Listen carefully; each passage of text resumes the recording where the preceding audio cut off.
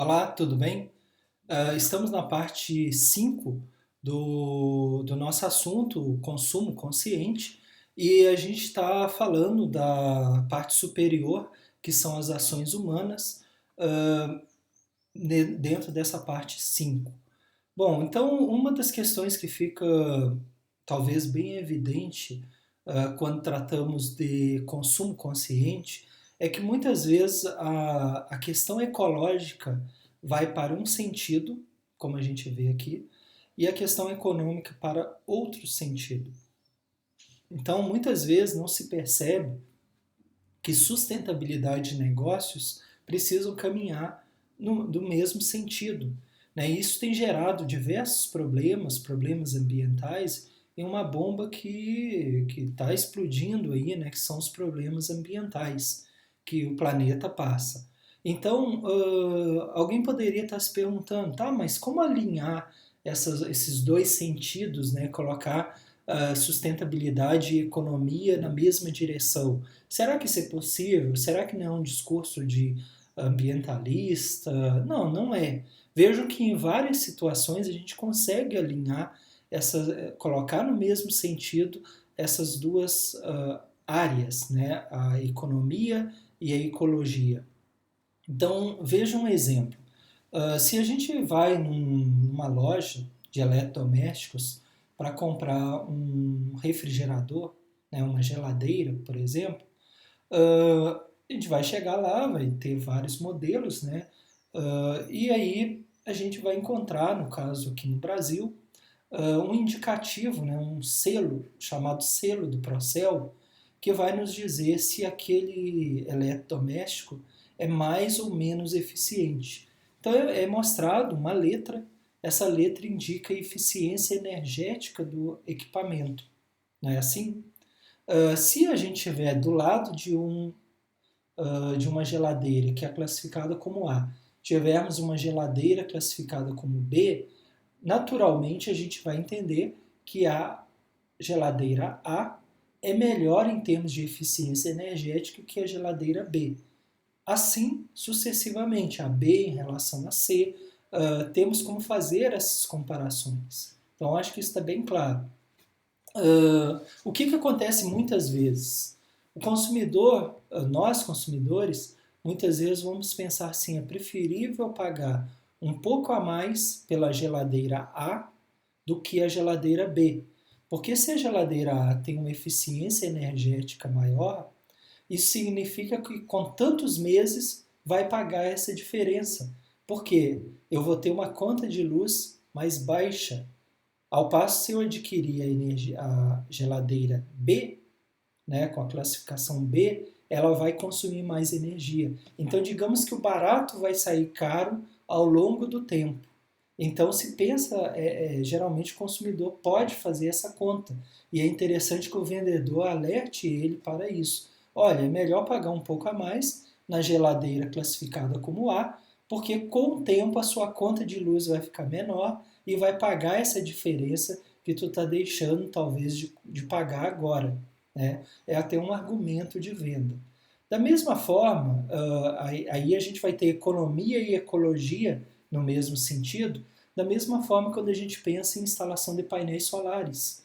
Então há um investimento inicial, mas a expectativa de quem coloca o painel solar é diminuir a conta de luz. Né? Então, por exemplo, com 2 anos se paga o painel solar, porque ocorre a diferença na conta de energia elétrica e essa diferença vai ser proporcionada pelo uso do painel solar.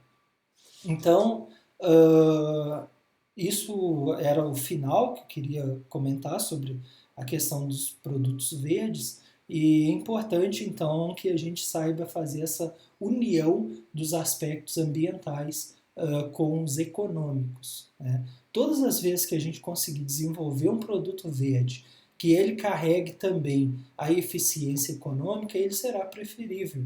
Ele vai conseguir ganhar mercado. Bom, então o último ponto a ser falado, a parte de mobilidade urbana dentro das ações humanas, A mobilidade urbana é um dos temas mais discutidos hoje em dia nas principais cidades no mundo inteiro. Então, como as pessoas se locomovem na cidade, né? Qual a prioridade das cidades? O transporte individual ou o transporte coletivo? Os caminhos para a cidadania. Então, as crianças, o carro, né, o transporte individual, a bicicleta, o transporte não motorizado, as pessoas caminhando a pé, o metrô, o VLT, o ônibus, transporte coletivo, né, o meio ambiente e as pessoas com a mobilidade reduzida. Tudo isso precisa ser discutido. Fazendo um retrospecto, né, compararmos os deslocamentos humanos e os impactos ambientais, talvez se a gente poderia lá nos primórdios, né, como que o ser humano se locomovia? Provavelmente, inicialmente, era pela força humana, né, caminhando. Aqui a gente tem os mensageiros, né, alguns corriam, eram atletas, corriam, né, então era basicamente feito dessa forma a locomoção ou utilizando então animais. Os impactos ambientais, muito poucos, né, se compararmos com o de hoje. Poucos impactos caminhando, correndo ou utilizando os animais.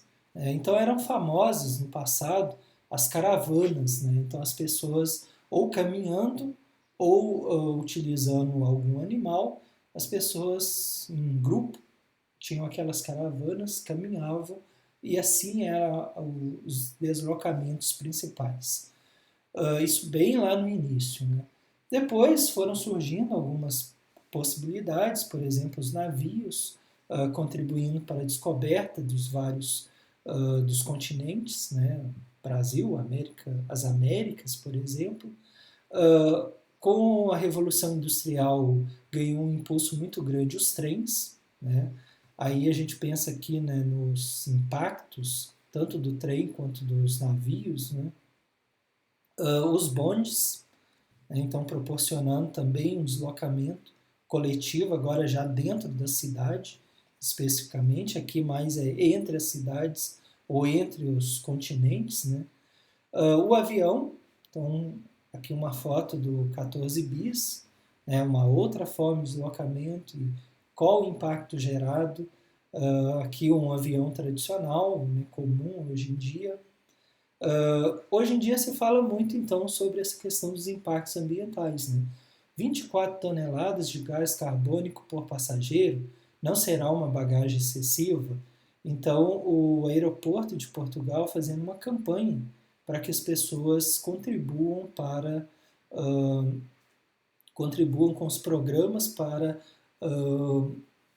neutralização daquele carbono emitido. Então, por exemplo, nas aeronaves da Embraer, a utilização de biocombustível. Aqui temos a Lufthansa, né, compensando as emissões de carbono. Então, os usuários podem dar uma contribuição voluntária e aí uma empresa, uma organização suíça, ela fará essa compensação do gás carbônico do voo do usuário. Então, a cultura e o uso de transportes coletivos e individuais tem uma importância muito grande. Né? Como a gente falou, a cultura, a parte de baixo do modelo, ela vai influenciar a parte de cima, também no transporte coletivo e individuais. Por exemplo, quando a gente fala de trem no Brasil, logo se associa muito a questão do trem como um transporte ultrapassado, um transporte pouco utilizado no país, um país nosso com dimensões continentais.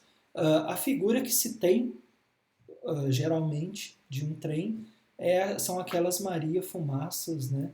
Maria Fumaça, um transporte muito pouco utilizado, de passageiro praticamente sem importância nenhuma no deslocamento das pessoas quando a gente pensa em termos de Brasil.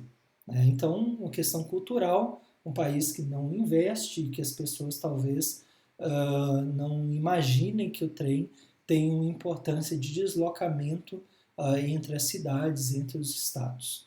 Mas aí se a gente vai para outros países, né, por exemplo na França, então temos ali o trem da TGV, então um trem moderno que liga vários pontos do país, né, da França, sul a norte, leste a oeste, trens modernos que em nada vão lembrar as Maria Fumaças, talvez do imaginário popular do brasileiro.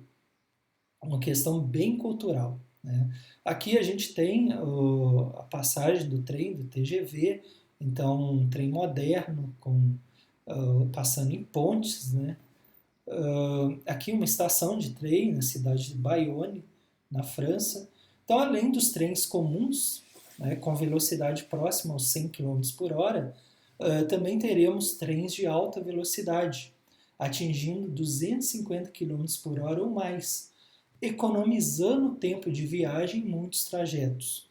Então, o trem é uma possibilidade, é uma alternativa viável de deslocamentos grandes, né? Um grande deslocamento de espaços maiores, né? Entre cidades ou entre países. Por exemplo, a Europa, ela conta com várias empresas nacionais, né? Então a Espanha, o Renfe, a TGV, a SNCF na França. Os vários países possuem, geralmente têm parcerias entre essas empresas, porque, por exemplo, um trem sai de um país e vai para o outro. Então, geralmente há as parcerias. Vejam que a Europa toda, quase todos os países, né, todos os países aqui listados têm alguma empresa responsável pelo transporte utilizando trens, tanto transporte de pessoas como de cargas. Então, outros países, principalmente em relação à América do Sul, estão mais alinhados com o transporte individual, principalmente o automóvel. Uma questão bem cultural. Não é dizer que é o certo ou o errado, mas é uma questão cultural. Então, alinhados com o transporte individual, o automóvel, alguns problemas gerados, por exemplo, engarrafamento, como a gente vê aqui em São Paulo. A poluição traz evidentes prejuízos ao meio ambiente, provoca inúmeras enfermidades respiratórias na população. Então, parte desses problemas estão relacionados com maior estímulo ao transporte individual, quando a gente compara com o transporte coletivo, principalmente em países em desenvolvimento. Então, esse gráfico aqui mostra de 1977 até 2005, né, a evolução, então, de 71% de transporte público passou para 49%. Na realidade, o que aumentou muito foi o transporte individual, né, que aumentou essa conta e essa desproporção. O espaço que 60 pessoas ocupam no trânsito de Munique mostrando no ônibus, usando a bicicleta, ocupa um espaço maior, e o carro, um espaço muito, muito maior ainda. Então, o espaço, comparando carros e bicicletas, o espaço ocupado por um carro, quantas bicicletas cabem, o custo de um carro, quantas bicicletas podem ser compradas, a matéria-prima, né, utilizada no carro e o volume de matéria-prima para fazer as bicicletas, e o consumo de energia com o consumo de energia da bicicleta, que basicamente é a força humana. Né? Então, embora o automóvel seja considerado por alguns o vilão dessa história, como a gente vê aqui uma ação desenvolvida pela WWF, né? Então, embora o automóvel seja considerado por alguns o vilão dessa história, na prática tem ocorrido alguns progressos, né? Alguns carros são feitos de partes oriundas de material reciclado. Hoje na Europa se fala muito de carros elétricos, né? Então essa foto foi tirada perto da Torre Eiffel, mostrando um carro elétrico sendo recarregado. Diversas montadoras de automóvel estão financiando postos de carregamento para carros elétricos, tipo isso aqui, né? Estimulados pelo sucesso da Tesla e seu modelo 3, né? Que é a empresa norte-americana. Então essas empresas, a Mercedes, a BMW, a Porsche, a Audi e a Ford, formaram uma joint venture, né? Uma outra empresa, para desenvolver mais de 400 estações de carregamento em toda a Europa, em um primeiro momento. Está na revista Auto Esporte. Posteriormente, a ideia é avançar para milhares de pontos de abastecimento para abastecer veículos de vários fabricantes, não apenas das deles. Então, a ideia é ter esses pontos de recarga, que seriam tipo postos de gasolina, né, que a gente tem hoje, aí são os pontos de recarga, para que mais pessoas adquirem o carro elétrico e tenham essas opções de reabastecer, no caso, recarregar esses carros. Ok?